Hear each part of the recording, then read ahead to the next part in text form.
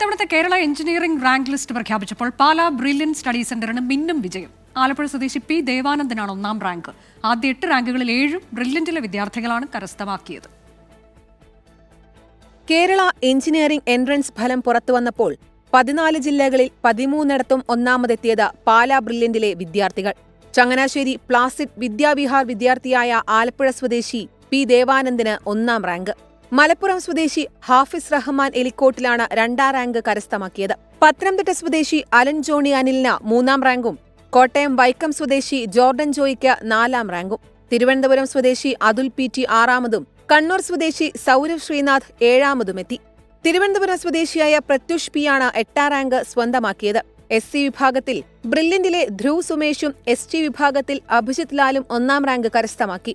ആദ്യ 50 റാങ്കിൽ ബ്രില്യന്റിലെ 38 വിദ്യാർത്ഥികളും ആദ്യ 100 റാങ്കിൽ 77 പേരും ആദ്യ 500 റാങ്കിനുള്ളിൽ 330-ലധികം വിദ്യാർത്ഥികളും ഇടം നേടി. ഇതോടെ ഈ വർഷത്തെ NEET, JEE Main, JEE Advanced, IISER, KEAM ഉൾപ്പെടെയുള്ള എല്ലാ പ്രവേശന പരീക്ഷകളിലും ദേശീയതലത്തിലും സംസ്ഥാനത്തും പാലാ ബ്രില്യൻ സ്റ്റഡി സെന്റർ വിജയത്തിന്റെ മറുപേരായി മാറിയിരിക്കുന്നു. 24 കോട്ടയം.